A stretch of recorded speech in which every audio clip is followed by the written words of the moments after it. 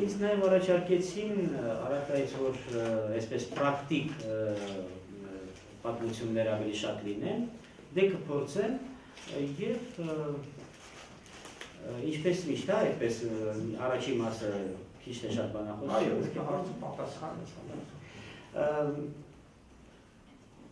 պետությունների գործունեության մեջ միշտ խնդիր է առաջանում ապահովել արտաքին խաղաղականության այս կամ այն խնդիրները։ Հայաստանի Հանրապետությունը երբ որ դարձավ անկախ պետություն եւ ինչ-որ իմաստով դրանից նույնիսկ առաջ, ինչ նկատի ունեմ ասելով դրանից առաջ, Արցախյան շարժումը երբ որ սկսվեց, արդեն մեծ արտաքին քաղաքական այսպես գործոն կար, որը պետք է այսպես թե այնպես սպասարկվեր։ Իսկ Հայաստանի Հանրապետությունը այն ժամանակ պետականություն ինքնուրույն չուներ եւ այդ քաղաքականությունը, արտաքին քաղաքականությունը կապված Արցախյան շարժման հետ արդեն արտապետական այսպես լծակներով էր ապահովում։ Բայց որպեսզի հասկանալի լինի հարցադրումը, թե ինչու արտապետական ինչ-ինչ գործիքներ, ապա ասեմ հետևյալը, երբ որ դարձանք պետություն, շատ արագ բաց դարձավ հետևյալը։ Առաջինը, որ սուտ պետական մեքենայի գործիքները, արտգործնախարարություն, ուրեմն նախարարությունների արտաքին գերատեսչություններ եւ այլ, այս ամենը չի հերիքում, որպեսզի ապահովել արտաքին քաղաքականության բոլոր նպատակները։ Ծավալը հսկայական է, աշխարհը շատ մեծ է, Հայաստանը փոքր։ Եթե նույնիսկ Հայաստանը մեծ լիներ, օրինակ Միացյալ Նահանգների չափ, ապա Միացյալ Նահանգներն էլ իրենց արտաքին քաղաքական նպատակները ապահովելու համար պետական համակարգը չի հերիքում եւ նրանք օգտագործում են բոլոր այլ լծակները, ինչ է դժվար լծակներ, տնտեսական, մշակութային, քաղաքական, վերլուծական, ինֆորմացիոն եւ այլն, այս բոլոր ուղղություններով հնարավորությունները օգտագործում են արտաքին քաղաքական նպատակները ապահովելու համար։ Ուրեմն մեկը դա է, որ ծավալը շատ մեծ է։ Երկրորդ հանգամանքը կա։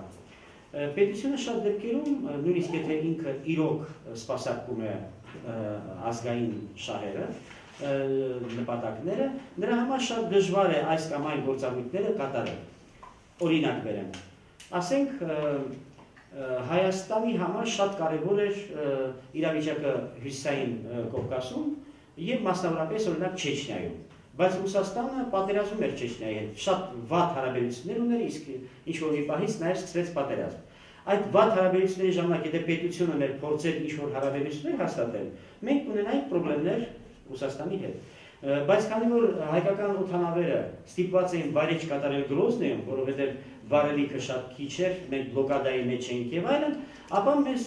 պետք է բարյացկան վերաբերմունք Գրոզնիում եւ բազմաթիվ այլ հանգամանքներ։ Այդ հանգամանքները ապահովելու համար մենք ստիպված էինք ուրեմն օգտագործել ժողովրդական դիվանագիտակցության հնարավորությունները, այսինքն տարբեր քաղաքական գործիչներ, հասարակական գործիչներ եւ այլն լինում էին հաճախակի Չեչնիայում, ունենք շատ սերտ հարաբերություններ եւ բանը հասնում էր նրան, որ երբ որ Ռուսաստանին ինչ-որ բան պետք է լինում, ինչ-որ ձևով համաձայնեցնել Չեչնիայի հետ կամ պարզել եւ այլն, ապա ստիպված էին լինում այդ դեպքերում դիմել մեզ, որովհետեւ մենք այդ հնարավորությունները ունենք։ Եվ երրորդ հանգամանքը, որը շատ ծանր է դարձել հատկապես այսօրվա աշխարհում։ Երբ որ պետությունները դադարում են ազգային նպատակների իրականացման գործիքներ դառնալ, նրանք շատ դեպքերում դառնում են արտաքին կառավարման գործիքներ։ Մենք կարող ենք եւ մեր հանգամանքներում դա դիտել, բայց այդպիսի իրավիճակ է համարյա համատարած աշխարհում։ Վերջապես դուք չեք կարծում, չէ՞, որ Սնոուդենին որպեսզի բռնեն, Ֆրանսիայի կառավարությունը որոշում է կայացնում ստիպել վայրէջք կատարել Բոլիվիայի նախագահին, որ ստուգեն Սնոուդենը կա այնտեղ, թե չէ։ Հազիվ թե մտածենք, որ Ֆրանսիայի շահերից դա բխում էր։ Մանավանդ հիմա Ֆրանսիան ստիպված է արդեն այդ ուրեմն բացահայտումներից հետո Սնոուդենի ստիպված է արդեն ինչ-որ դեմարշներ կատարել, անգամ Միացյալ Նահանգների դեմ։ Բայց նրա կախումը Միացյալ Նահանգներից այն աստիճանի է հասնում, որ նրանք բարեկամ երկրի նախագահի ինքնաթիռը ստիպում են վայրէջք կատարել, որպեսզի խուզարկում կատարել։ Եվ դա խայտառակ այսպես իրավիճակ է։ Ես ցույց եմ տալիս կախվածության աստիճանը հզոր պետությունների, իսկ Հայաստանին առավել եւս։ Մեզ մոտ պետական ապարատը շատ բանով ձևավորվում է անգամ դրսի ազդեցության տակ, եւ իրականացնում են նրանց նպատակները։ Արտաքին շատ քայլեր, որ մենք կատարում ենք, օրինակ հայ-թուրքական նախաձեռնություն։ Մեզ հետ որևէ կապ չունի։ Մեզ ասել են, մենք անում ենք։ Մադրիդյան սկզբունքներ, Մինսկի գործընթաց, մեզ ասել են, մենք անում ենք։ Մերը եթե լիներ, լրիվ այլ կլիներ։ Մերը եղել է եւ եղել է լրիվ այլ։ Դուք արդեն հարց եք ուզում։ Մի հարց է հենց այդ մադրիդյան դրույթների եւ վերջին դերասանների հետ կապված։ Հա դեռ համաձայնության տալը դեռ չի նշանակում, որ մենք սկսել ենք այդ գործընթացը։ Այստեղ ուղղակի մի քիչ տարբերակում, հա, իմ կարծիքով բանանենք։ Համաձայնություն տրվել է, առաջնորդվել է այդ դրույթներով, բայց այնտեղ էլ տարբեր այսպես ասած հանգամանքներ, հա, խոչընդոտներ իմանալով, որ գիտենք այդ խոչընդոտները կա, որոնք հաստատ չեն,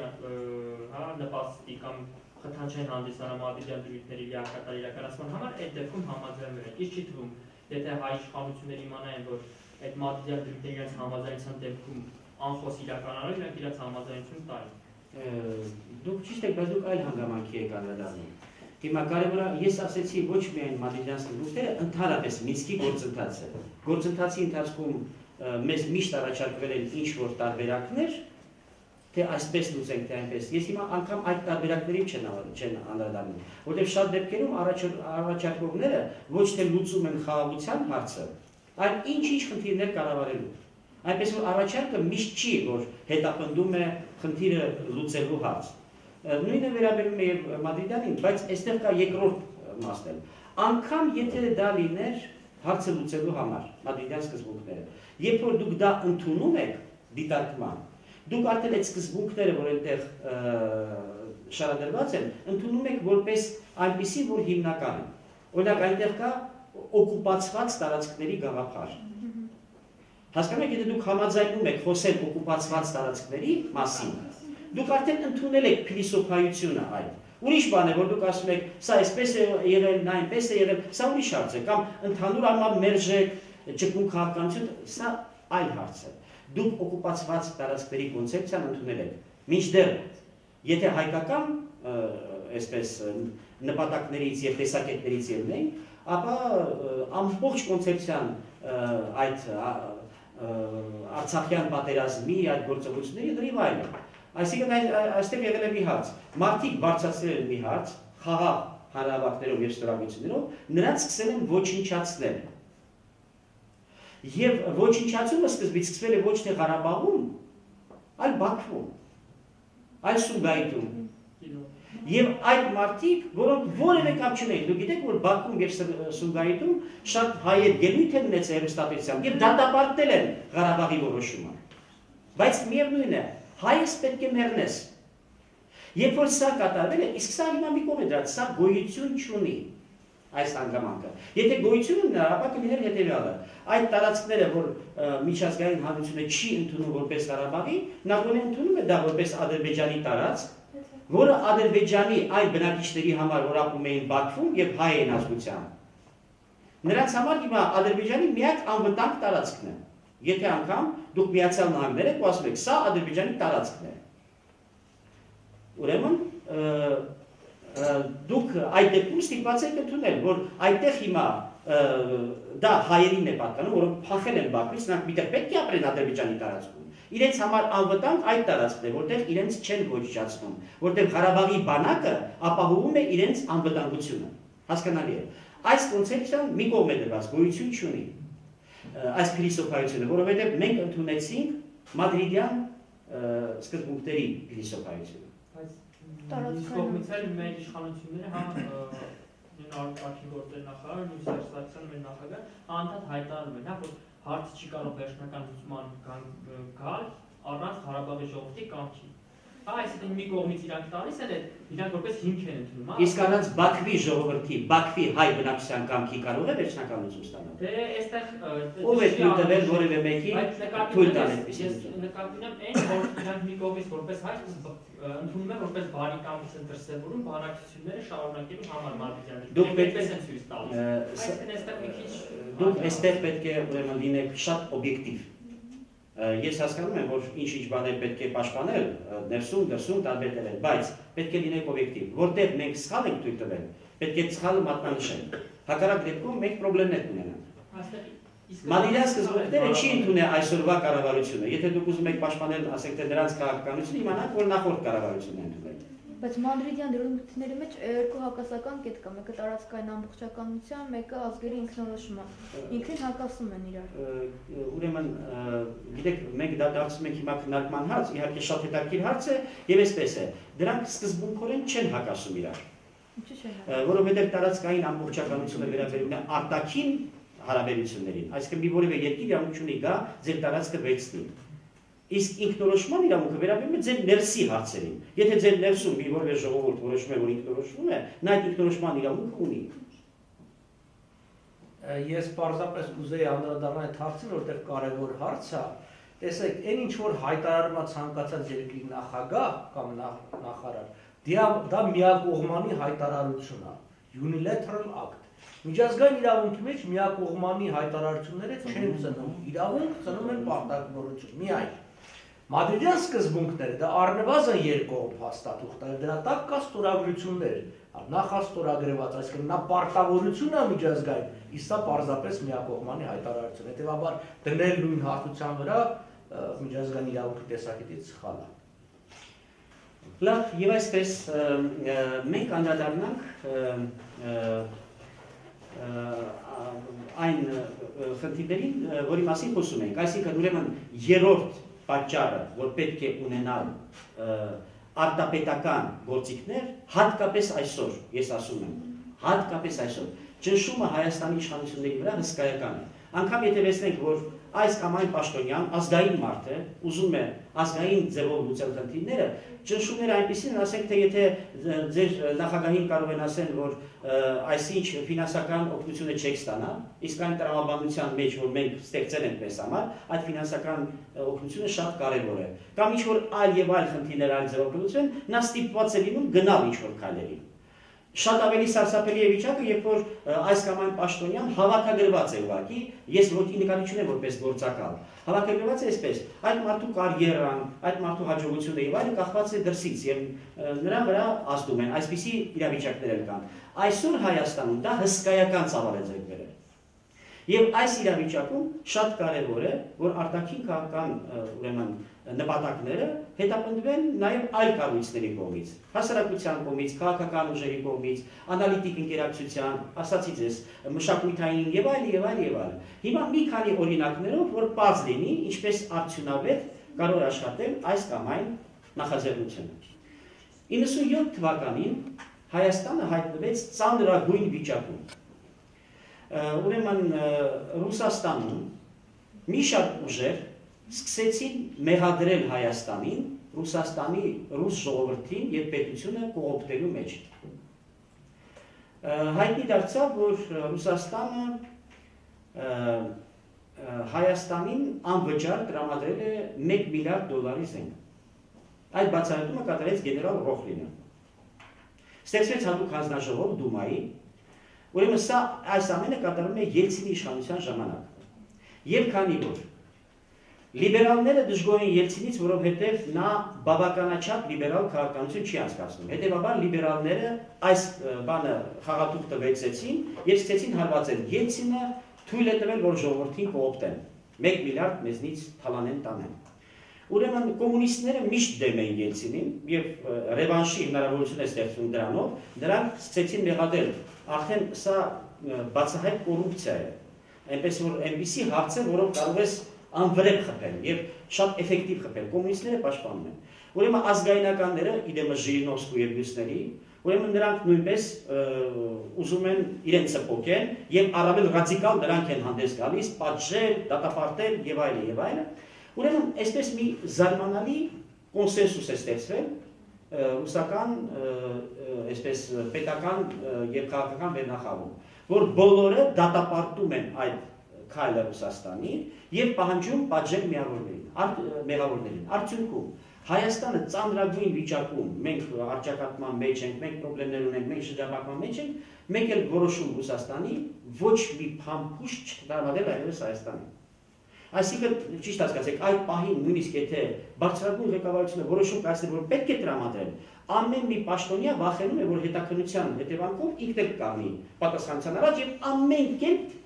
ուրեմն չեզոքացնել է։ Առավել ևս որ բարձրագույն ղեկավարությունը չի կայացնում այդպիսի որոշում։ Մենք հայտնվում ենք ուրեմն ծանրագույն վիճակում, այս վիճակից որոշում է օգտվել նաև Արևմուտքը։ Սկսում է մեծ ճնշումներ նախագահ Տեր-Պետրոսյանի նկատմամբ, որ նա ստորագրի համապատասխան այդ պահին առաջարկվող փաստաթղթերը բավականին լուրջ զիջումներով Ադրբեջանին։ Հայաստանի դեմ սկսում են կիրառվել սանկցիաներ արևմտյան մի շարք կազմակերպություններ, որոնք դոնորական այսպես գործողություններ էին կատարում, սկսում են այդ բանը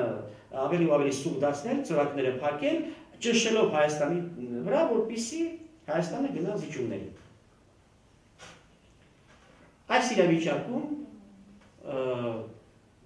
ծնվում է մի նախաձեռնություն։ Դուք շատ դատապարտման խոսքեր լսած կլինեք, հատկապես վերջի տարիներին այդ նախաձեռնության հետ կապված, որը կոչվում էր Ռուսաստան, Բելարուս, Հայաստան։ Այսինքն Հայաստանում սկսվում է ստորագրահավաք, մի նախաձեռնող խումբ է առաջանում, իրական ուրեմն գործիչները այդ բանի քաղաքական գործիչներ են Հայաստանի, բայց այսպես երևացող առավել այսպես ցայտուն հատվածը մի խումբ մտավորականներ կոչ են անում, որ Հայաստանը պետք է միանա Ռուսաստան, Բելարուս դաշինքին։ Եվ սկսում է Հայաստանում ստորագրահավաք, որպեսզի այդ դաշինքի մաս դառնա Հայաստանը։ Հավաքում է 1 միլիոն ստորագրություն։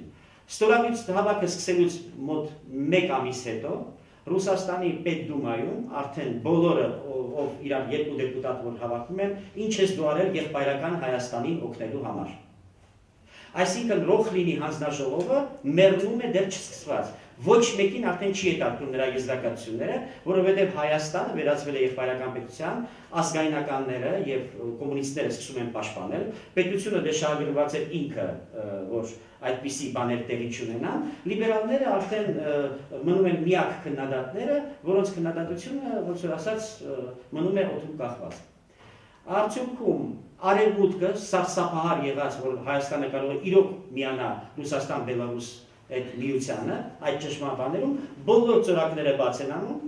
եւ Հայաստանը վերադարձնում է իր համար քիչ թե շատ այդ պահի բնականon վիճակը։ Սա ժողովրդական դիվանագիտության օրինակ է, այդ խնդրի ավելի խորքային ուրեմն ասպեկտներին ես այսօր չեմ անդրադառնա։ Պարզապես դուք ինչու եք այդ երկու իրադարձությունների իրար հետ կապում, ինչու եք ենթադրում, որ դիրքորոշման փոփոխությունը Ռուսաստանի պայմանավորված է այդ ստորագրահավաքներով, որտեղ ես գիտեմ դրա այլ, այսպես ասած, պատճառներ ինչու է Ռուսաստանը դա արել։ Այսինքն ոչ թե ստորագրակ, այլ լրիվ այլ հաշվարկներ։ Գիտեք, այսպես կարող եմ ասել, քանի որ այդ ժամանակ ես այդ բոլոր գործառույթների մեջ, այսպես, թե մասնակից եմ եւ էլեմենտներով կարող եմ հետևել, ինչը ինչ հետևանքի է բերել, ով ինչից հետո սկսեց խոսել եւ այլն, ես ինձ համար պատկերը հստակ է, բայց հետագայում միգուցե մի այսպես քննարկում կազմակերպենք, թե ուրիշ ինչ հանգամանքներ կան, ինչպես է։ Երկրորդ ժողովրդական նախաձեռնությունը էլի կապված է ծանրագույն մի մարտահրավերի հետ։ Դուք գիտեք, որ հոկտեմբերի 27-ին նախորդել էին Հայաստանի վրա բավականին լուրջ ճնշումներ կապված Արցախի հարցը տարածքների փոխանակման եղանակով լուծելու տարբերակին։ Ուրեմն առաջարկվել էր Մեղրին փոխանակել ուրեմն ըստ էության Լաչինի Միչանսկ գումարած Լեռնային Ղարաբաղ։ Այդպիսի փոխանակում կատարել։ Հարցի լրջությունը, որպեսզի պատկերացնեք, այսպիսին էր։ Երբ որ սկսեցին այդ ուղղությամբ աշխատել, իսկ աշխատում էին փակ, ուրեմն ամերիկացի եւ ֆրանսիացի համանախագահները, Ամերիկան եւ Ֆրանսիան, այդ առաջի փուլում նախաձեռնությունը փակ էր Ռուսաստանից այսպես ծածկված էր պահում եւ հիմնական Հայաստանում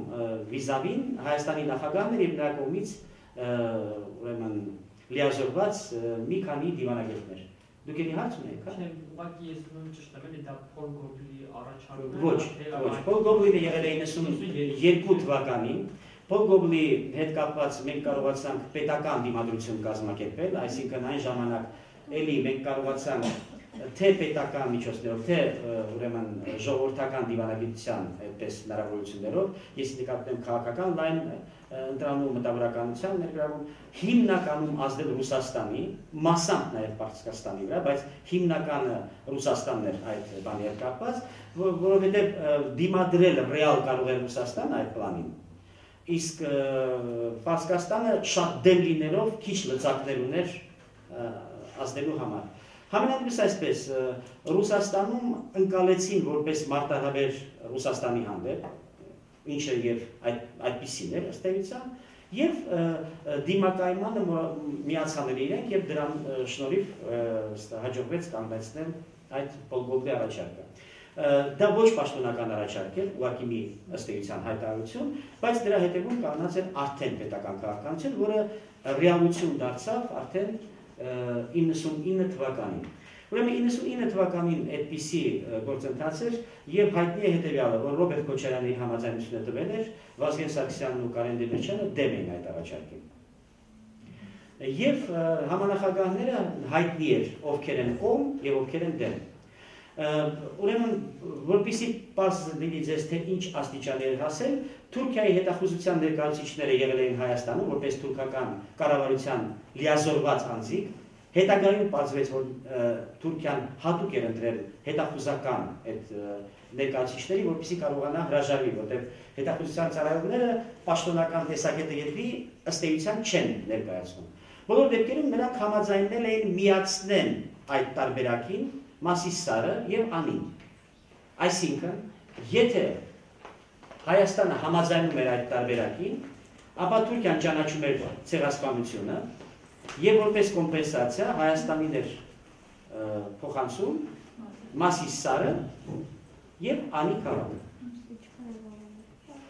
Այսպիսի առաջարկներ հնչել էին եւ ուրեմն ինտենսիվ դա առաջ է գնում, այդ դիմադրության պահը խանգարեց այդ փուլում, հետո դիմադրությունը վերացավ, ճնշումները շարունակվում էին։ Մասնավորապես Միացյալ Նահանգների եւ Ֆրանսիայի ուրեմն դեսպանները եղել էին նորանշանակ վարչապետ Արամ Սարգսյանի տանը եւ նրան ուրեմն առաջարկել, համոզել, որ շատ լավ տարբերակ է, որ նա համաձայնի։ Եվ Արամ Սարգսյանը երկար ժամանակ ասում է ոչ, հերթական ոչից հետո Միացյալ Նահանգների դեսպանը ասում է բայց դուք հասկացեք, Թուրքիան ուզում է միջամտել եւ ճեղքել Զանգեզուրը, Նախճեվանով մուտք գործել եւ ճեղքել Զանգեզուրը։ Մենք հազիվ ենք զսպում Թուրքիային, որ նա այդքանի չդիմի ասելով, որ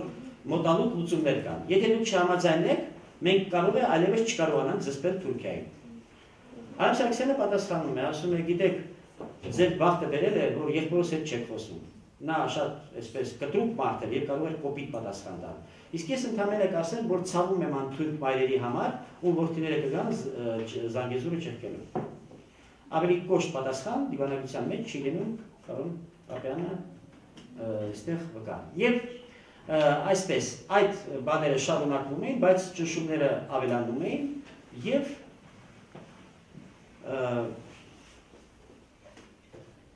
հաստորեն հասել էր մի վիճակի, երբ Արամ Սարգսյանի կառավարությունը զրկվեց իշխանությունից, պաշտպանատեղի եղան բոլոր այն անձինք, ովքեր դեմ էին այդ ծրագրին, եւ Հայաստանը կանգնեց մի իրավիճակի առջև, որ կարող էր կատարվել այդ գործարքը։ Որպեսզի պարզ լինի, շատերի թվում է թե իսկի չի եղել, որ այսպես է ներկայացված է 600 կիլոմետր հանձնում եք, 6000 կիլոմետր ստանում եք։ Իդի բան է, այո։ Իդոք մեր իշխանությունները դες մտալն եղավ, ես չեմ հավատում, ոնց կարելի է մերքին փոխանակել չգիտեմ, անի ու մասը։ Որպեսզի դրանք փաստաթղթերով ամրագրված է։ Չգիտեմ, որպեսզի սահմանափակ։ Որպեսզի այդպես ձեր այդ հավատը այսպես չենթարկենք փորձության, եկեք այսպես, ուրեմն վերջի ելույթը այդ կապակցությամբ Վարդան Օսկանյանինն էր, նա փորձել էր մաքսիմալ այսպես հաղթեցված ներկայացնել խնդիրը, խնդրում եմ նրան հարցնեք, դիմեք նրան եւ հարցնեք, նա վերջն էր ներկայացել միայն, վերջը Key West-ի բանն էր եւ Key West-ի առաջարկը ներկայացել էր որպես մի էստակադա, որ պետք է տանք եւ դրա դիմաց տան Ղարաբաղը։ Այսինքն մի այսպես սուվերեն ճանապարհ ենել սյուների վրա մեղրի տարածքով, որպեսզի նրանք դիմացը տան Ղարաբաղը եւ ափսոսանք հայտնեց, որ վերջում Ալիևը չհամաձայնեց։ ես կարծում եմ, որ բոլորի համար հասկանալի է, որ մի ճանապարհի դիմաց Ղարաբաղը հազիվ թե սակարկվեր, եւ սա արդեն ոչ թե այն պահներ, երբ որ այդ հարցը բացվում էր, այլ այն պահներ, երբ որ այդ հարցը փակվում էր, պետք էր շատ մարդիկ իրենց դեմքերը փրկեին։ Այդ թվում նաև ամերիկյան ադմինիստրացիան, որը պետք է տեղի հայկական գաղութի ներկայացուցիչներին բացատրեին, թե ինչ է կատարվում։ Որտեղ ամեն հայ մարդու համար պարզ է մի բան։ Եթե շրջափակման մեջ, իսկ տեսեք, արդեն ներքևում նույնպես Թուրքիա է դառնում, ըստ էության, եւ վերևը, եթե դուք դիտեք, թե ինչ քաղաքականություն է տարվում Վրաստանի տարածքում, դուք կտեսնեք, որ Մարնեուլի շրջանը ադրբեջանցիներ են, իսկ այնտեղ թուրք մեծխեցիների գործոնը անդադար օգտագործվում է այդ բանի համար, եւ հիմա ղաց քաղաքն էլ կառուցվում է, որտեղ այնտեղ շատ սպասարկող անձնակազմեր պետք է լինեն համապատասխան ազգության։ Այսինքն մենք հայտնվում ենք օղակի մեջ, եւ այդ օղակը առանց այդ էլ Վրաստանը շատ թույլ պետություն էր, նա մեզ համար շատ դեպքերում եղել է օղակի մաս, եւ միակ տեղը, որտեղով մենք աշխարհի հետ կապ ունենք, դա այդ է։ Եվ բացի այդ ստրատեգիական կշիռը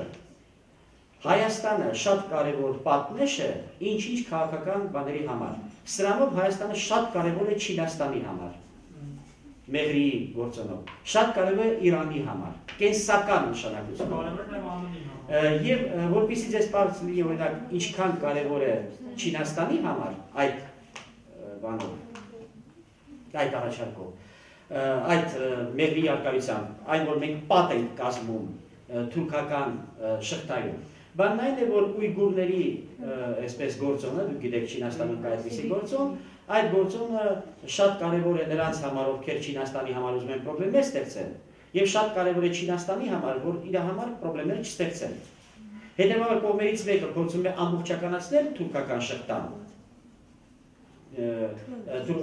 թուրքական ժողովուրդների շղթան, որպեսզի ույգուրներին ակտուալիզացնի։ Իսկ Չինաստանը իր հերթին փորձում է այդպես չլինի։ Դա է պատճառը, որ Չինաստանի ղեկավարությունը ժամանակին Հայաստանի համար այսպես առաջարկ արեց։ Ասեց, որ գիտեք, մենք ստեղ ստրատեգիական շահ ունենք այս տարածքում, որտեղ Հայաստանն է։ Մեզ համար պետք է, որ այստեղ լինի ինքնուրույն, շատ հզոր, արագ զարգացող պետություն։ Հիմա ասեք, մեր այդ ստրատեգիական շահը իրականություն դարձնելու համար մեզնից ինչ է պահանջվում։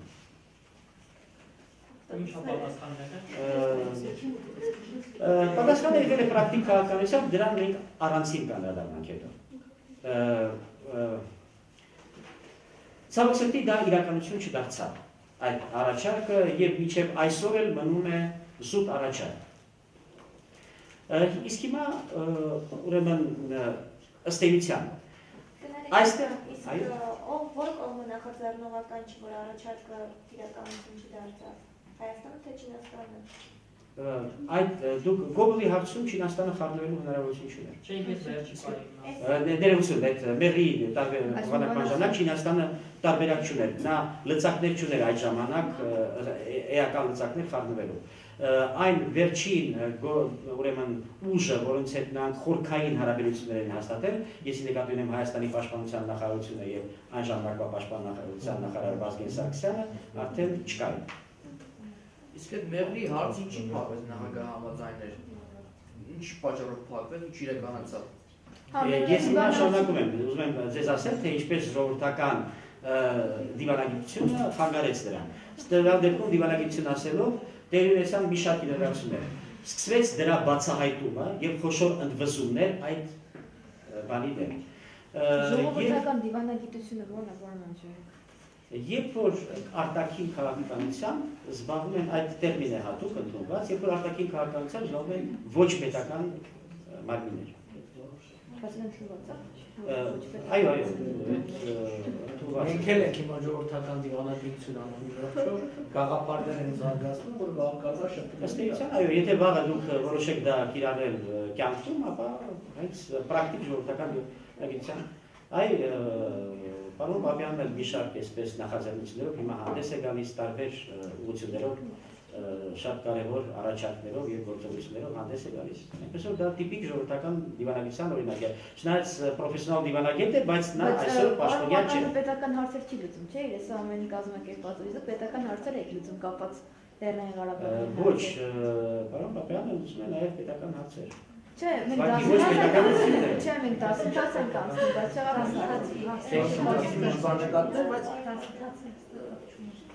Չէ, մենք ասում ենք ժողովրդական դիվանագիտություն ենք անում։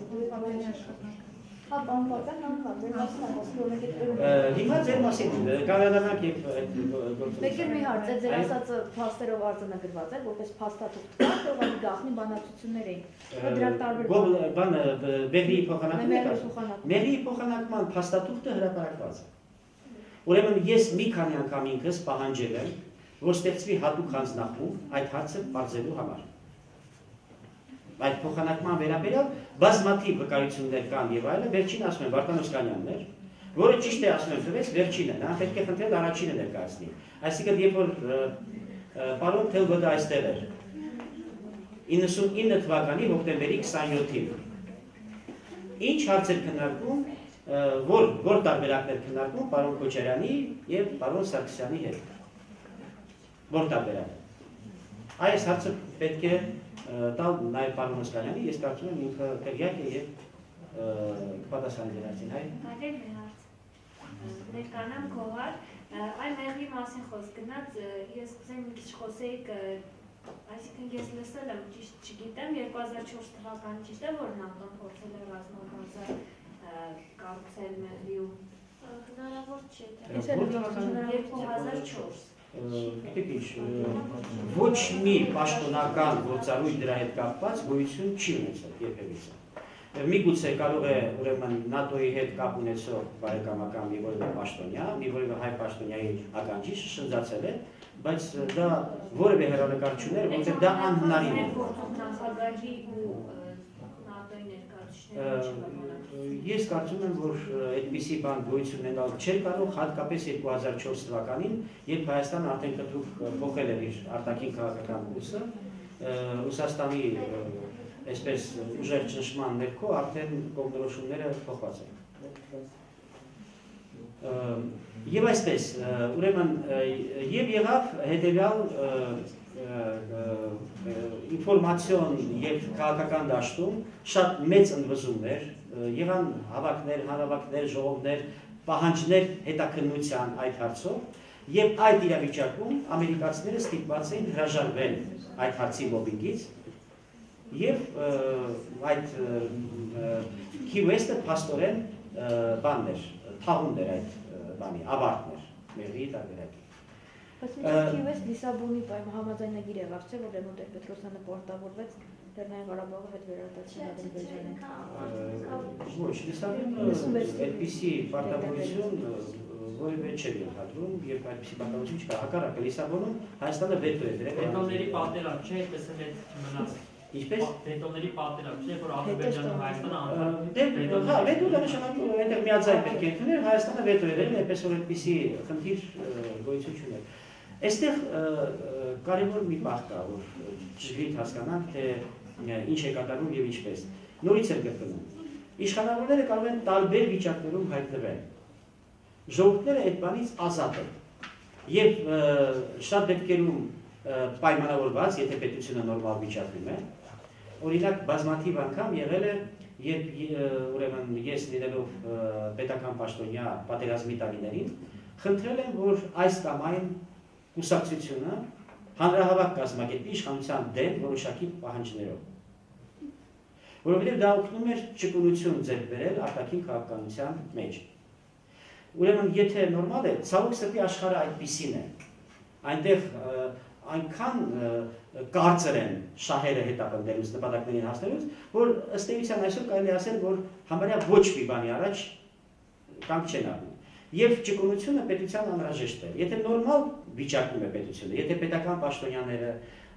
ընդդիմությունը, հասարակությունը բոլորը հետապնդում են այդ ժողովրդի նպատակները, ապա լինում է այսպես, այդպիսի պայմանավորվածներ հնարավոր են։ Եթե ոչ, ապա ժողովուրդը ինքն է առաջին սուվերենը։ Բարձրագույն իշխանությունը ժողովուրդն է եւ պետք է ժողովուրդը հասարակությունը հետևեն այն բոլոր գործառույթներին եւ համապատասխան գործողություններով չեզոքացնեն վտանգները կամ ուրեմն նույնիսկ տան նոր լուծումներ, որոնք ընդունելի են տվյալ երկրի համար։ Մի վերջին պահն էլ կապված այսօրվա իրավիճակի հետ, որ հասկանանք ինչն է անհրաժեշտ։ Մենք հիմա ունենք երկու շատ վտանգավոր հանգամանքներ արտաքին քաղաքականությունը։ Մեկը կապված է Ռուսաստանի հետ։ Հայաստանը դարձել է շատ անվստահելի գործընկեր, որովհետև մենք տանում ենք մի քաղաքականություն, մենք տեսանք, մենք գնում ենք դեպի Եվրամիություն, եւ վերջին պահին շատ կտրուկ ճնշումների ներքո, ինչքան էլ մենք փորձենք փակցնել, դա եղել է այդպես շատ կարճ ճնշումների ներքո, մենք ընդունեցինք այն տարբերակը, որ թելադրում է Ռուսաստանը։ Այդ ճնշումները անձնական ենթատեքստեր ունեն։ Բանն այն է, որ Հայաստանի ղեկավարությունը պարբերաբար հավաստիացրել է, որ խնդրեմ չունի Ռուսաստանը, որ երբևիցե նրա կարևորագույն շահերը հարվածի տակ չեն դրվի։ Իսկ Ռուսաստանի շահը կայանում էր նրանում, որ Հայաստանը հանգած Ռուսաստանի ինտեգրացիոն տարածքներից դուրս եւ դրան հակառակ համաձայնությունների չգնա։ Ռուսաստանը համարեց, որ իրեն խաբել է։ Ավելին, խաբեությունը ոչ թե վերագրում է այս կամ այն անձին կամ կուսակցությանը, այլ շատ մեծ ինֆորմացիոն տարածքում ըստ էության գնում է այսպես մեծ հոսք է գնում, մինչև սեպտեմբերի 3-ը հսկայական, որ հայերը այդպիսին են։ Այստեղ եթե հանգած, դա ազդում է մարդկանց վրա, անգամ նրանց վրա, ովքեր որոշումներ են ընդունում պետական, եւ նրանք գիտեն, որ դա իրենց կողմից թելադրված ինֆորմացիոն գործողություն է։ Այսինքն ոչ թե այդպես է իրականում վիճակը, այլ իրենք են թելադրել, բայց այդ հոսքը, որ ստեղծում է, նա սկսում է ազդել անալիտիկ ընկերակցության վրա, նրանք են եզրակացություններ տալիս եւ այլն, եւ եթե գալիս են այդպիսի եզրակացության, ապա դա շատ լուրջ հետևանքների կարող է բերել Հայաստանի համար։ Մենք մեզ մոտ հիմա չունենք որևէ մի քաղաքական ուժ, որը անկեղծ եւ խորը հարաբերությունները փորձում հաստատել Ռուսաստանի հետ։ Որպես կանոն նրանք, ովքեր այդ բանը ասում են, դա գործարքային է։ Եվ հետևաբար Ռուսաստանը դիտում է այս տարածքը որպես մի տարածք, որը նա խորը բարեկամ չունի։ Դա շատ վտանգավոր է մեզ համար։ Մի կողմը ուրեմն դա է վտանգի։ Մյուսը Եվրոպայի հետ է կապված։ Մենք փաստորեն Եվրամիության այդ առաջարկած նրանց թելադրանքը, էլի Հայաստանի հետ բոլոր կողմերից թելադրանք է, այդ մի թելադրանքը մերժեցին։ Բայց արդյունքում Եվրոպայում մենք ունենք բազմաթիվ բարեկամներ, եւ Եվրոմիությունը շատ անգամ օգտագործվում էր։ Ես ասել եմ եւ կրկնում եմ, որ Միացյալ Նահանգների ազդեցությունը Եվրոմիության վրա հսկայական է, փաստորեն այնտեղ էլ համարյա թելադրանք է, մենք պետք է կարողանանք տարանջատենք ամերիկյան քաղաքականությունը եվրոպականից։ Դա չի նշանակում, որ ամերիկացիների հետ մենք մշտական խնդիրներ ունենք։ Ելնելով նրանից, որ այնտեղ 1 միլիոն հայ ապրում, թեկուզ դրանից ելնելով մենք պետք է անպատճառ գտնենք եղանակները բարեկամական հարաբերություններ հաստատելու։ Եվ երբ որ ինչ-ինչ պատճառով գործող իշխանությունը Միացյալ Նահանգների իրականացնում է ծրագրեր Գոբլի ծրագրի նման կամ մեղրի փոխանակման, սա ոչ թե այն է, որ նրանք ինչ որ հայատյաց են կամ ինչ, ոչ, բացարձակապես։ Նրանց պետք է Չինաստանի դեմ գործողություն։ Խնդիրը սա է, թե չէ ոչ մի, ոնց որ ասած, ինչպես ասում են, ոչ մի անձնական հարց, բացարձակ բիզնես։ Տվյալ դեպքում բացարձակ աշխարհակաղակական խնդիրներ, թե չէ ոչ մի անձնական հարց։ Երբ որ տենց վիճակ է ստեղծվում, մենք պետք է կարողանանք գտնենք եղանակներ, որպեսզի դա մեղմենք, որպեսզի կարողանանք հաստատել բարեկամական հարաբերություններ։ Հիմա Եվրոպայի հետ ուրեմն խնդրեմ է ստեղծվել, բայց դա ստեղծվել է Եվրոմիություն Եվրոպայի հետ։ Կա եւ այլ Եվրոպա։ Եվրոպայում հսկայական շրջանակներ կա, որոնք շատ դժգոհ են Եվրոմիության քաղաքականությունից, դժգոհ են, որ դա իրենց համար օտար լծակ է, եւ այդ եվրոպական ուժերի հետ մենք պետք է կարողանանք ինքնուրույն ուրեմն հարաբերություններ հաստատենք, որպեսզի հավասարակշռենք այդ դիսոնանսը, որ ստացել է այս կոնկրետ քաղաքական շարքայլերի հետևանքով։ Սա այսպես հպանցիկ ավելի խորացումը արդեն հարցեր դիմեն այսքան։ Խնդրեմ հարցեր։ Այնքան վախացնի, որ ոչ մի հարց։ Բայց այդ մեթոդներից ուսակցությունների օրինակներով էլի, որ ասում եք սենց բան բարձրացնի, ուսակցությունը միտինգ անում, դրանից օգտվում եք, ինչ օգտվեցիք էլի արտաքին քաղաքականության մեջ։ Որ այսինքն ձեր երանգով ուսակցությունը դուրս է գալիս ու Փորձեմ այսպես կիսա անեկդոտի ձևով կյանքից դրվագել, բայց համարյա անեկդոտ։ Մեկ օր ինձ հրավիրում են պատերազմի տարիներն են, ինձ հրավիրում են, ես ազգային անվտանգության հարցերով պատասխանատուն եմ, հրավիրում են խորհրդարան, որպեսզի փակ զեկուցումով հանդես գամ, ինչպիսին է իրավիճակը Արցախում, ինչ խնդիրներ են, ինչով է պայմանավորված եւ այլն։ Գալիս եմ, մոտենում եմ ամբիոնին, իսկ Պարույր Հայրիկյան այդ ժամանակ հավաքներ են կազմակերպում, շատ փոքրաթիվ էին լինում, 100-200 մարդ սովորաբար, եւ գաղում էին Լևոն Դավաճան, Վազգեն Մանուկյան վարչապետ էր նաեւ Վազգեն Դավաճան, իսկ արվել այսպես գեղեցիկ կարգախոսը այսպես էր. ազատ, անկախ, Հայաստան, Վազգեն, Լևոն Դավաճան, համարյա երգ, մի խոսք։ Այսպես ուրեմն հերթական այդ հանրավակներից մեկն է եւ ես մոդելում եմ ուզում եմ խոսել եւ մեկ էլ այնտեղ սկսում են այդպեսի մի բացականչություններ իջեցնել։ Ես դժգոհ շուկա եւ ասի սա ինչ է։ Հայրիկյանը մի անգամից ոտքի կանեց ու ասեց ինչ է պատահել։ Մարդիկ իրավունք ունեն հավաքներ անցկացնելու, նրանք ռեալիզացնում են իրենց իրավունքը։ Ասում ես չասացի թե ինչ չհարցրեցի ինչ իրավունքներ ունեն մարդիկ, հարցրեցի սա ինչ է։ Ասեց մարդիկը հանգստացած են Արցախի խնդրով, դրա համար արտահայտում են իրենց զարգացումը։ Ասացի չեմ տեսնում որ անհանգստացած են։ Եթե անհանգստացած լինեին իրոք, այստեղ ոչ թե 100,000 մարդ կանգնած կլիներ։ Եթե կարող միտինգ եք կազմակերպում, նորմալ կազմակերպեք, չեք կարողանում կազմակերպել։ Դիմեք մեզ, որ օգնենք նորմալ հավաք կազմակերպել։ Պարույրը հասկացավ, որ այստեղ ինչ-որ մի կատակ, եթե ինչ է հասկացավ, ծիծաղեց եւ նստեց։ Վերջում մոտեցա, ասի Պարույր, դու եք որ այստեղ նորմալ հանրահավաք ես կազմակերպում։ Ես զանգահարում եմ Մոսկվա եւ ասում եմ վաղը այսօր Պարույր Հայրիկյանը գալու է իշխանության, եթե այսպես շարունակվեց, մենք անհաջողություններ ունենք Արցախում եւ այլն։ Եվ նրանք այդ փամփուշտը, որ կանգնեցնում են, դժվարացնում են կամ չեն տրամադրում են։ Հիմա ես զանգեմ ինչ ասեմ։ Ասեմ Պարույրը գալու է իշխանության, կասեն են 100 հոգով։ Սա կիսակատակ, կիսալուրջ այդ ուրեմն խնդիրներն են, որ առաջանում էին եւ իրենց լուծումներն են ստանում։ Իսկ այդ կուսակցական գործողությունները տարբեր են, այն ժամանակ օրինակ 99 թվականին, 2000 թվականին, երբ որ այդ կողմի ծրագիրը գնում էր, ես հրապարակավ հանդես եկա եւ նախագահ Քոչարյանին մեղադրեցի, որ նա քննությունից թաքցրել է հոկտեմբերի 27-ի ամենակարևոր վարկածը, որ եղել է փոխանակման ծրագիր եւ որ Դևիրճյանն ու Սարգսյանը դեմ են եղել այդ ծրագրին, Քոչարյանը դեմ եւ որ համանախագահները իմացել են ով է կողմ եւ ով է դեմ։ Բայց դեմ էր Քոչարյանը թե կողմ։ Քոչարյանը կողմ էր։ Ես մեղադրեցի Քոչարյանին, որ նա այդ վարկածը քննությունից թաքցրել է։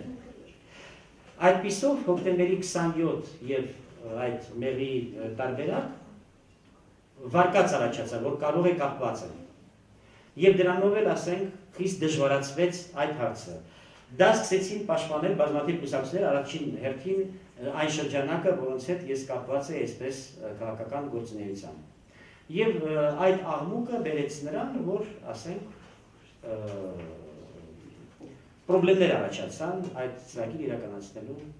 ճանապարհին։ Ես չեմ ուզում ասել, որ այս մի հանգամանքը կամ մի որևէ այլ հանգամանք, այդ ուղղակի օրինակներ են բերում, թե ինչ տիպի են լինում գործողությունները։ Այո, խնդրեմ։ Մենք միշտ ուզում խոսենք ոչ միայն երկրի ներսում, հա, երկրի դիվանագիտության վրա, արտաքին քաղաքական վրա գործոններ, այլ նաև դրսից եկող այդ գործոնների, բայց ոչ պետական, հա, այսինքն անպետական դրսից եկող գործոններ։ Այսինքն դուրսը ինչպես է աշխատում այդ նույն բանը դրսից եկող, հա, այդ ազդեցությունը պետական դիվանագիտության վրա, օրինակ չգիտեմ, ինչ-որ մի երկրի հասարակության կամ չգիտեմ հակների եւ այլ գործող միջոցով ազդի մեր ապակին քաղաքականության վրա։ Իհարկե, դա այդպիսի ազդեցություն գոյություն ունի եւ բավականաչափ այսպես լուրջ, շատ դեպքերում այսպես է, քանի որ երկրների ազդեցությունը որոշ դեպքերում սահմանափակ է լինում, օրինակ հիմա ես համարում եմ, որ Հայաստանում խնդիրներ ունեն երկու ստեղ։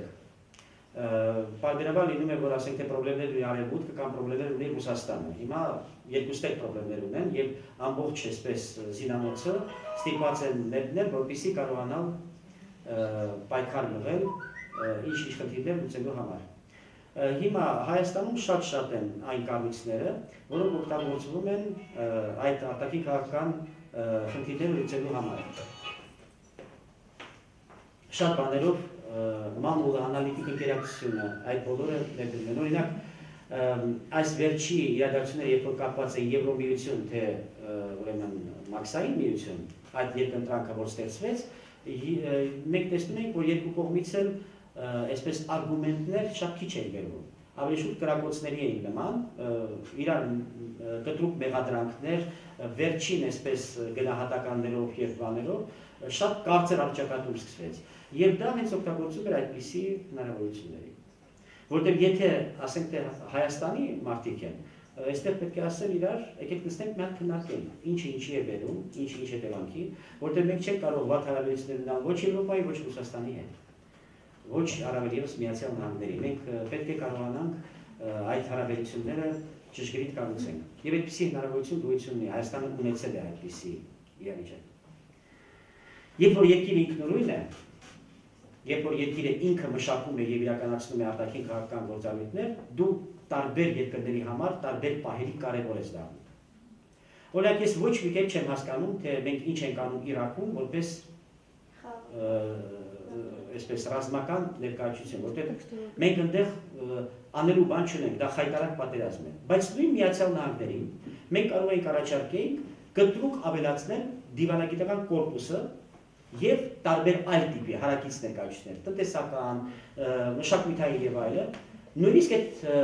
ուրեմն այդ երկրի այն վիճակում, որ պատերազմական գործողությունները կամ երբպատերազմականին մենք գնացինք, որովհետեւ այնտեղ կար շատ այսպես լուրջ հայկական համայնք, լուրջ ինչ իմաստով։ Հայերը բոլոր երկրներում շատ ակտիվ են։ Նրանք իրենց կշռից էապես ավելի մեծ ազդեցություն ունեն։ Եվ ամերիկացիները այնտեղ ոչ միայն ռազմական հարցեր են լուծում, այլև տարբեր ուրիշ պայմանավորվել, ինչ-որ բան այսպես անել, այնպես անել։ Այդ տեսակետից Հայաստանը էապես ավելի էֆեկտիվ էր։ Եվ Հայաստանը պետք է ոչ թե ուղարկեր ուրեմն 100 հոգի, ասենք թե զինվորներ, այլ 100 հոգի դիվանագետներ, ուրեմն բիզնեսմեններ եւ այլ եւ այլ։ Նրանք շատ ավելի արդյունավետ կլինեին ինչ-ինչ քաղաքական նպատակների հասնելու։ Ճիշտ է, այդ նպատակները չպետք է այնպիսին լինեին, որ դեմ լինեին Իրաքի ժողովրդի շահերին։ Որտեղ վաղը մյուսօր մեզ կհիշացնեն, որ դուք մասնակցել եք այսպիսի գործողության։ Բայց Միացյալ Նահանգները այնտեղ միայն այնպիսի հարցեր չեն լուծում, որ դեմ է։ Նրանք հարցեր են լուծում նաև, որ կողմ է կամ փոխ ընդունելի է եւ այլը, այդ հարցերում մենք կարող ենք օգտակար լինել։ Ես կուզենայի ձեր կարծիքը լսել Լևոն Տեր-Պետրոսյանի ՀՀՇ-ի լուծման որոշման եւ վերջերս երկու համախոհներով ՀՀՇ-ն ոնց որ ասած վերակենդանացնելու այդ որոշման մասին, այսինքն հիմա փաստացի նոր կուսակցություն ունենք։ Այսինքն մենք հիմա դուրս գանք այս ժողովրդական դիվանագիտությունից եւ զբաղվենք ժողովրդով նրա այդ հատվածով։ Հարցը իհարկե ձեզ ուղղում, որտեղ դուք որպես Ղարաբաղ իմանալով հանդես կոմիտեի անդամ եղել եք, կամ էլ ժամանակ երևի այդ ամեն ինչը ավելի ճիշտ է բացել։ Գիտեք, հիմա Հայաստանի դաշտը քաղաքական եւ բոլոր դաշտերը շատ բսկտված են։ Այս բսկտվածությունը երկրի մտնում է արտաքին կառավարման էֆեկտիվությունը ապահովելու գործառույթների մեջ։ Հասկանալի է, հա, եթե դուք մի որևէ երկիր ուզում եք կառավարել, ինչքան ավելի բսկտված է այդ երկիրը, այնքան ավելի հեշտ է դառնում, կառավարելի է դառնում։ Ամեն մի փոքր իմպուլս այդ դեպքում էֆեկտիվ է։ Եթե ավելի համախումբ է երկիրը, շատ խոշոր ազդեցության, այսպես ուժ պետք է էներգիա գործադրեք, որպեսզի հասնեք ինչ-ինչ նպատակների։ Հիմա այդ բսկտվածության իրավիճակի ենք մենք հասել եւ այնպես է, որ բոլոր կուսակցությունները իրար հետ խնդիրներ ունեն։ Ամեն կուսակցության ներսում կան իրենց խնդիրները եւ ամեն վարքյան կուսակցությունները տրոհվում են, հետո տրոհվածները էլի տրոհվում, այդ տրոհվածները նոր կուսակցություններ են ձևավորում եւ այլ եւ այլ։ Ցավալիորեն այս գործընթացը նույնպես այդ տրամաբանության մեջ է։ Ես ոչինչ չունեմ ասելու եւ այսպես Տեր-Պետրոսյանը եւ շարժումը ունեցել են եւ սխալներ, եւ կոպիտ սխալներ, ունեցել են եւ նվաճումներ։ ՀՇ-ն եսի նկատի ունեմ, ոչ թե։ Ուրեմն օրինակ կոպիտ սխալներից մեկը այն է, որ ՀՇ կուսակցություն բացվեց։ Բանն այն է, որ Արցախյան, իսկ հետո հայոց համազգային շարժումը մեր ժողովրդի ամենանվիրական, ամենալուսավոր էջերից մեկն է։ Անժամանակ մենք բոլորս համարյա կատարյալ ենք։ Այն լավագույն մարդկային գծերը դրսևորվում էին։ Վատագույնները շպրտված էին, մոռացված։ Եվ հետո, երբ որ դա դառավ կուսակցություն, այն իշխող կուսակցություն, բոլոր այդ կուսակցության մեղքերը սկսեցին նույնացնել շարժման հետ։ Վարկաբեկվեց նաև շարժումը։ Իսկ դա չէր կարելի թույլ տալ, դա կոպիտ սխալներից մեկն է։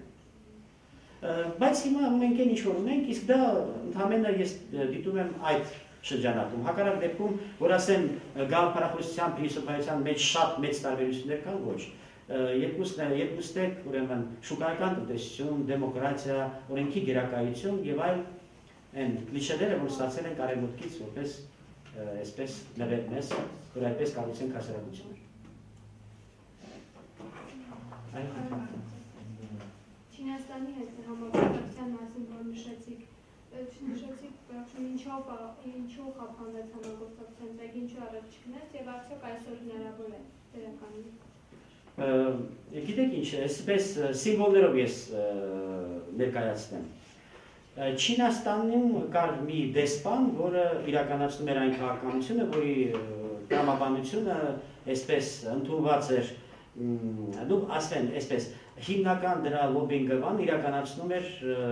Վազգեն Սարգսյանը, Պաշտպանության նախարարությունը, այսպես որ կողմերին խորացնելու այնտեղ հարաբերությունների,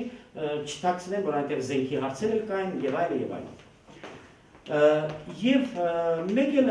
7 տարի շատ այսպես արդյունավետ աշխատելուց հետո եւ երկուստեք եւ Հայաստանը եւ Չինաստանը գոհ էին այդ մարդու աշխատանքներից, այդ մարդը հետ է կաչում եւ նշանակում է ավելի ցածր պաշտոնի,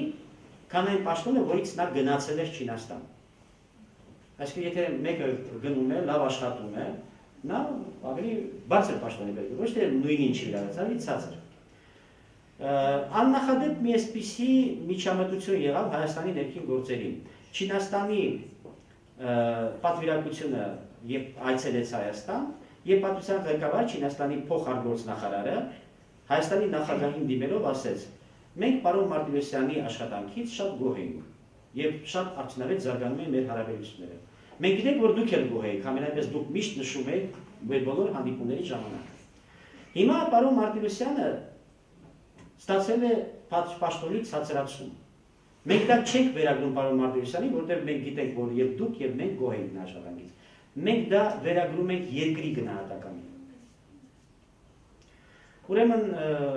հավաստիացում ստացա, որ դա սխալմունք է, պատահականություն է, դա կվերանայվի եւ այլն եւ այլն։ Բայց հետո այդ ամենը չվերանայվեց եւ Չինաստանը, եթե մինչեւ այդ տարիները բոլոր մեզ հետաքրող հարցերով, բոլոր միջազգային ատյաններում քվեարկում էր կամ մեզ հետ համաձայն, կամ ձեռնպահեր լինում, սկսեց քվեարկել մեզ դեմ կամ ձեռնպահ։ Դա չի նշանակում, որ հարաբերությունները ավարտված են։ Օբյեկտիվորեն մենք միմյանց շատ պետք ենք։ Եվ դա դեռ հեռանկար ունի, ես կարծում եմ ժողովրդական դիվանագիտության շրջանակներում հասկանում եք, պրոեվրոպական շատ բաներ ունենք, պրոամերիկյան ունենք, պրոռուսական ունենք, չինական ոչ մի բան, թե Չինաստանը մեզ ինչ արել, հիմա չեմ հասկանում։ Այ հիմա եթե ժողովրդի մեջ այլ է, եթե խմբավորներ կա, որ հակառուսականը, հակաամերիկանը, հակաչինականը չունենք, եկեք դա էլ ունենք։ Երևի թե, բայց ուղղակի գիտեք ինչ կա։ Երբ որ չինական լինի եւ լրջանա այդ քաղաքականությունը Չինաստանի հետ, որտեղ այսօր չկա որևէ քաղաքականություն, անպայման դեմերներ կլինեն։ Օրինակ այդ պրոռուսական ու պրոամերիկանը կմիավորվեն եւ հակաչինական։ Նորմալ դա է։ Այո, դեպի։ Հարցերը նշեցիք, որ մենք արևելք արևմուտքի հետ կապված պետք է հարաբերությունների զարգացնենք, այսինքն Եվրոպա եւ Ռուսաստանի հետ կապված հարաբերությունների զարգացման խնդիր ունենք։ Եվ պաշտոնից ստացվում որ մենք ընտրության կարիք չունենք, այսինքն պետք է հավասար զարգացնենք։ Ու եթե հետևում ենք մեր իշխանությունների հայտարարություններին, ստացվում որ նույն կարգախոսն է, այսինքն ընտրելու կարիք մենք չունենք։ Կոնկրետ պետք է երկուսն հավասար զարգացնենք։ Հիմա հարցը հետևյալ է, բայց խնդիրը այլ է հասարակության կարծիք, այսինքն հասարակական կարծիքի մակարդակով։ Հասարակության մեջ խնդիրը լրիվ ուրիշ մակարդակում է դրված։ կամ մի կողմը պետք է ընտրեն, կամ մյուս կողմը։ Հիմա հասարակական կարծիքը, չգիտեմ, որքանով այդ ձեր գնահատականն է, ուզում սպասեմ, ինչ նշանակություն ունի արտաքին քաղաքականության ձևավորման առումով, ու այդ հասարակական կարծիքի փոփոխման առումով ինչ գործիքներ են հարկավոր կիրառել, որ նույն պետական մտածելակերպի մակարդակին։ Ես ճիշտ ասած չգիտեմ, որ հասարակական կարծիքը այդպիսին է, բայց ընդունում եմ ձեր ասածը որպես փաստ եւ խոսենք ուղղակի, ուրեմն հասարակական կարծիքը Հայաստանում շատ մանիպուլատիվ է, ինչպես ողջ աշխարհում։ Այսինքն մանիպուլյացիաների միջոցով ստեղծվում է որոշակի հասարակական կարծիք։ Դա լրիվ անընդունելի բան է։ Այսինքն մարդիկ, այսպես, կյանքը շատ լրջացած է եւ մարդիկ էլ պետք է կյանքի լրջությանը համապատասխան լրջություն դրսևորեն։ Եվ սա անընդունելի վիճակ է։ Այդպիսի այդ երկընտրանքը իրականում կեղծ է։ Դա խոշորագույն բացթողումների, ձախողումների հետևանք է Հայաստանի արտաքին քաղաքականությունում։ Մենք կարողացել ենք ունենանք բնականոն հարաբերություններ երկրների հետ եւ բավականաչափ երկարատև դատալ ենք, երբ որ եղել ենք ինքնուրույն։ Պատերազմի տարիներին միանշանակ հետագայում նվազելով, ամբողջ ընթացքում նվազելով, Հայաստանը վարել է բացարձակապես ինքնուրույն քաղաքականություն։ Եվ այդ դեպքում, ասում եմ, կարևորությունը շատ մեծ է, երկրները ձեզ հետ հարաբերություններ են հաստատում։ Որովհետև օրինակ եմ ասում, եթե Միացյալ Նահանգները ուզում են, որ Վրաստանում վիճակը խաղաղ լինի, քանի որ Հայաստանը հսկայական ազդեցություն այդ ժամանակ ուներ Վրաստանում, Կովկասում, պատերազմի տարիներին։ Մենք Վրաստանում կատարել ենք միջնորդական միսիա, երբ որ քաղաքացիական պատերազմ էր, մենք գնում էինք խաղաղություն փնտրել եւ իրականացնել Վրաստանի համար։ Վրաստանի բոլոր իշխանությունները, բոլոր ընդդիմադիրները, բոլոր ժողովուրդները դիմում էին Հայաստանին որպես օգնականի, միջնորդի, ինչ-որ խնդրի լուծելու եւ այլն։ Նույնը կատարվում էր Ադրբեջանի շատ ժողովուրդների հետ։ Դուք լսել եք որպես զուտ խորամանկություն, որ այ լեզգիներին, թալիշներին մենք բարձրացնում ենք ընդդեմ Ադրբեջանի։ Կար այդպիսի պահել։ Ուրեմն պատերազմի այս կամ այն խնդիրը սպասարկելու համար այդ քարերը կան, բայց հիմնական իմաստը այդ հարաբերությունների լրիվ այլ բանում էր։ Հայաստանը առաջինն է սկսել կովկասյան քաղաքականությունը։ Դա եղել է էլի ժողովրդական դիվանագիտության մեթոդներով, որտեղ Հայաստանը ի վիճակի չէր դավարել, քանի որ շատ արագ Եվրոպան, Ամերիկան սկսեցին պաշտպանել, Ռուսաստանը կարող էր դա դիտարկել որպես հակառուսական։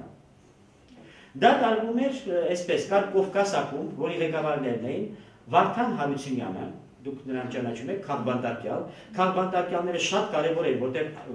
օրինակ Վրաստանում Պարուլ Հարիկյանը պաշտոնապես սրբի կարգավիճակ ունի։ Ես մի քանի անգամ տեսել եմ, որ վրացիները գալիս են այստեղ, ես ասենք թե Պարուլ Հարիկյանի հետ միասին նրանց հանդիպում եմ, ես 1 ժամ խելոք բաներ եմ խոսում, Պարուլ Հարիկյանը մենակ ասում է, այո, ոչ, դե չէ, այսպես։ Հետո վրացիները ելույթ են ու ասում են, մենք շատ ուրախ ենք, շատ դարքիր էր, օրինակ Պարուլ Մանուկյանի ելույթ շատ դարքիր, բայց հատկապես մեզ ցնցեց Պարուլ Հարիկյանը։ Եվ դա պատճառը այն էր, որ Վրաստանում այդ քաղբանտարկյալները, էլ Հայաստանի, որովհետև այդպիսի քաղբանտարկյալների այսպես փունջ Վրաստանը չուներ, իսկ նա այդտեղ հակառուսական տրամադրությունները բավականին ուժեղ էին եւ այդ կտրվածքով ուրեմն այսպիսի բան կար։ Ուրեմն կային եւ այդ քաղբանտարկյալներից շատերը ձեզ հայտնի անձնավորություններից օրինակ կար Հրանուշ Խարացյանը, որը կովկասագետ էր եւ Կովկասում ազգագրական հետազոտություններով էր զբաղվում եւ այլն եւ նայել էր այդ ակումբի ղեկավարներից։ Ակումբը շատ արդյունավետ աշխատանք է կատարում, որովհետեւ ձեզ պարզ լինի աստիճանը, ասեմ ձեզ, գոյություն չուներ Կովկասում որևէ պետական, քաղաքական, տնտեսական, մաֆիոս, ռազմական, մշակութային գործիչ, որը շատ մոտ հայ գործընկեր չունենար։ Այսինքն բոլորը ինչ-որ համագործակցություն են, ինչ-որ ծրագրեր, ինչ-որ քայլեր կատարում եւ այլն եւ այլն։ Եվ մենք փորձում ենք ստեղծել նոր Կովկաս, որտեղ ժողովուրդները կլինեին ազատ եւ կկարողանային զարգանալ իրենց բնորանում։ Այդ Կովկասը մենք չստեղծեցինք։ Օրինակ Վրաստանը դրա արդյունքում, եթե այդ Կովկասը դառնար, նա կլիներ այսօր կոնֆեդերատիվ։ Կարծես թե թույլ բան է, ինչու կոնֆեդերատիվ լինի, բայց Աբխազիան եւ Օսիան կլինեին Վրաստանի մաս։ Ադրբեջանը նույնպես կլիներ կոնֆեդերատիվ, բայց գոնե ազատագրված տարածքների կարգավիճակը մի քիչ այլ կլիներ։ Այսինքն ինչպես Ինչու որ օգուտել։ Մենք պայքարը ազատել ենք, ինչպես կարող է կոնֆեդերատիվ լինել։ Ինչու որ մեծ օգուտ Հայաստանին։ Որ կոնֆեդերատիվ լիներ։ Վրաստանը եւ Ղարաբաղը եւ Ադրբեջանը։ Ուրեմն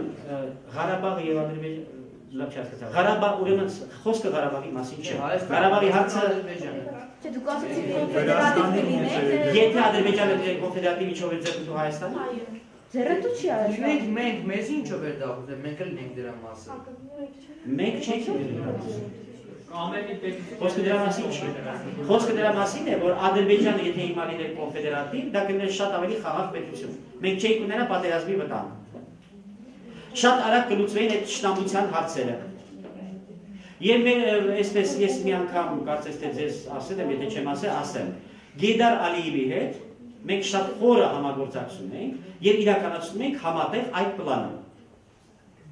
Ըստ էության խոսք կգնում էր Ադրբեջանի կոնֆեդերատիվ կառուցվածքի մասին։ Այսինքն Ալիևն էլ էր համաձայն կոնֆեդերացիային, հա։ Ալիևը գիտեք ինչ այսպես, այսպիսի ուղիղ հարցադրում, ոնց որ ես հիմա եմ խոսում, չի եղել։ Բայց եղել է մի այլ տիպի հարցադրում, որ Ադրբեջանի տարածքում չպետք է լինեն կռիվներ, որ ժողովրդի բոլոր հատվածները պետք է ապրեն խաղաղ։ Այսուհետ ուժով ոչ մի հարց չի լուծվում։ Եվ Ալիևը մեկնում է այնտեղ դիմում է բոլոր ժողովուրդներին եւ պետության բոլոր հատվածներին, ուրեմն այնտեղ կլանային համակարգ է, եւ կլանները տնօրինում են երկրի այս կամ այն մասերը։ Օրինակ Գյանջայի կլանը ուզում էր լինել ինքնուրույն։ Նախճեվանի կլանը նույնպես ուզում էր լինել ինքնուրույն, ճիշտ է, երբ որ Նախճեվանին դարձավ ուրեմն Բաքուն տիրակալ կարող էր այլ բաներ էլ մտածել, բայց խնդիրը այլ բաներ մտածելը չէ։ Այդ բոլոր միավորները մենք բոլորի հետ աշխատում ենք։ Ղարաբաղն էլ է մտնում, չէ՞, ինչքան ուզում եմ Գյանջայի կլանը, թե Նախիջևանի կլանը, Ղարաբաղը Ադրբեջանի մեջ կլանը։ Ղարաբաղը, ուրեմն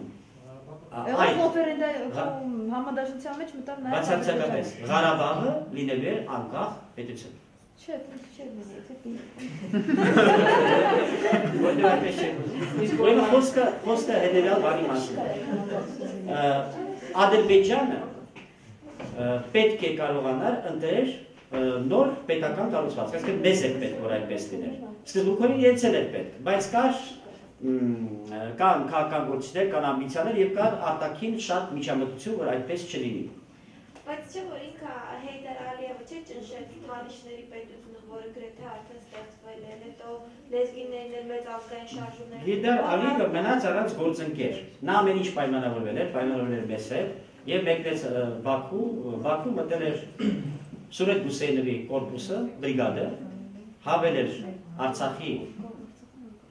ռազմաճակատից եւ տեղափոխվել էր Բաքու, որպեսզի ապահովի Հեյդար Ալիևի անվտանգությունը։ Դա նույնպես պայմանավորված քայլ էր, մտնում էր այդ ընդհանուր ծրագրի մեջ։ Արդյունքում մենք ստացանք շատ ավելի թուլացած ռազմաճակատի գիծ ադրբեջանական կողմից եւ մենք հստակ պահպանել ենք մեր պարտավորությունները։ Մենք բանակցել ենք նաեւ Ղարաբաղի հետ եւ պայմանավորվել ենք, որ Ղարաբաղը մարտական գործողությունները դադարեցնում է, մինչև Գեյդար Ալիևը այնտեղ հաստատվի եւ դիմի բոլոր ժողովուրդներին խաղաղության առաջարկով։ Երբ որ նա մեկնեց, նա երկար ժամանակ չէր կարողանում այդ առաջարկով դիմել։ Ղարաբաղի ղեկավարությունը ասաց, որ այլևս չեն կարող սպասել եւ մենք մարտական Ես եմ մտածում, որ իզուր ես լսալ ինչի չի ներվստահություններ շնչում որպես կանոնաշնորհի Գեյդար Ալիևը, որովհետեւ ես Պաշտպանության նախարարության մամուլի խոսնակը պարոն Ջամալյանը դասախոսությունների մեկի ժամանակ այսպիսի մի ինֆորմացիա խոսնակ չի կրում, նախարարը խոսական ներողություն այն ժամանակվա կարգավիճակը։ Մի խոսքով ինքը այսպիսի ինֆորմացիա հրապարակեց, որ դեռևս երբ Աֆղանստանում պատերազմն էր ու սովետական բանակից ինքը գազավների մեջ իբր դիակներ էր ուղարկում, այսինքն երբ մարդիկ ծովում էին, այդ ինֆրատերներով այդ դագաղները ուղարկում էին կոնկրետ հասցեներ Սովետ միությունում մեկ իրենց հասցեները, բայց պարզվում է, որ այդ դագաղների մեջ ինքը դիակները հանելա չգիտեմ ինչ եղանակով ավարկել, դա մեջ զեղ չէ։ Մի րոպե մինչև վերջ լսեք, դրանց մեջ զենք ա գրել։ Ու այդ դիկտատորները իջևանել են Ադրբեջանում ու հենց այդ ամբողջ զենքերը պահվել են Ղարաբաղին հարակից տարածքներում, այսինքն այս մարդը հեռանկար ա ունեցել Ղարաբաղը ազատագրել, այսինքն այս առումով որ դուք վստահաբար խոսում եք, որ ինքը անկախություն էր տալու Ադրբեջանի մասերի, դա մի քիչ բան, ու դա հաստատ ճշտված ինֆորմացիա, Դավիթ Ջամալյանը հաստատ չէր կարող ճշտված տեղեկացված ինֆորմացիա։ Ուրեմն այսպես երկու մասի բաժանել։ Մեկը կոնկրետ Ալիևի հետ կապված այդ դեպքերը, որ ասում եք, Ալիևը այդ ժամանակ պետական պաշտոնյա չէր, որպեսզի Խորհրդային միության մեջ այդ ժամանակ, որ դուք պատմում եք, այդ ժամանակ Գորբաչովը երբ որ եկավ իշխանության, դա 85 թվականին, նա Ալիևին ուղարկեց թոշակի։ Հա, ուղարկել, բայց 85-ից առաջ Ախվաստանում պատերազմներ չէ գնում։ Գորբաչովից առաջ, ամեն եղել է Ախվաստանի պատերազմի ժամանակ։ Մի հատ պարզեք 85-ից առաջ ես ոչ միայն Ալիևին, այլ որևէ մեկի ուրեմն հնարավոր գործողությունը նման ուղղությամբ, ասենք թե ես չգիտեմ, ես բացառում եմ։ Այսինքն որևէ դա մի քիչ այսպես խորհրդային միությունը նորմալ կատեգորիայով երկիր էր։ Եվ որպեսզի հանգած այդ բանը անցնի, լավ, դա մի կողմ, ասեք թե այդպես է, նույնիսկ ես վերցնեմ ձեր ասածը։ Ես բացարձակապես ձեզ չեմ ասում հիմա, որ Ալիևը սուրբ մարդ է կամ որևէ քաղաքական գործիչ սուրբ մարդ է։ Ես ասում եմ, որ երբ որ իրավիճակ է ստեղծում, Ալիևը շատ ուզում էր դառնալ Ադրբեջանի ղեկավար։ Մենք էլ օգնեցինք իրան դառնալ։ Ինքնուրույն նա դառնալ չէր կարող։ Հասկանում եք։ Սա է պրոբլեմը։ Այո, Ինչու դեռևս 94 թվականին չլուծվեց Ղարաբաղյան հարցը, որ մանավանդ որ երկու կողմերում են հզոր տեխնիկայի բացառության պայմաններում առավելությունը այնուամենայնիվ մեր կողմն էր, որ հիմա ստեղծվի այն իրավիճակ, որ մենք ասենք հաղթանակած պետություն ենք, բայց խաղաղության պայմաններում մենք պարտվում ենք։ Ինչու չլուծվեց։ Լուծել, երբ որ դուք ասում եք լուծել հարցին չի նկատեք, ինչու չվեցեցինք Բաքու։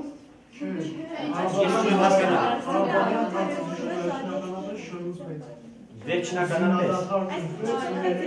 տեխնիկապես արդեն Ադրբեջանն է ազդանում ու մենք արդեն հավասար ուժային տեխնիկայով կտակվում, եթե ոչ ավելի պակաս։ Ուրեմն այսպես Առաջվանման առավելություն չունենք Ադրբեջանի նկատմամբ։ Չէ, պարոն Մանչարյանի հարցը տևյալն է, երբ որ ասում եք լուծվել, պետք է բնորոշեք դա ինչ է նշանակում, այսինքն ինչպիսի իրավիճակը կհամարեք հարցի լուծում։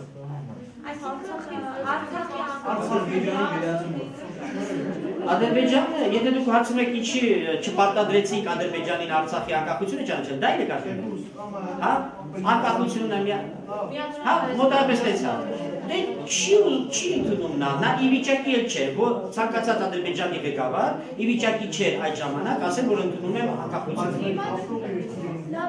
Չէ, ես հարցը մի քիչ ավելի հստակեցնեմ, օրինակ ակնհայտ է, որ ցանկացած զինադադար շարունակել է զինադադար, որ ինչպես դուք եք ասում, Ադրբեջանը չի ճանաչելու Ղարաբաղի անկախությունը։ Հիմա ցանկացած ժամանակ, որը պիտի զինադադարին հաջորդեր, նշանակում էր Ալիևը պիտի ծախեր նավթ եւ գազ առներ զենք։ Հիմա ինձ համար մեր հաղթանակը նա է, որ մենք փակում ենք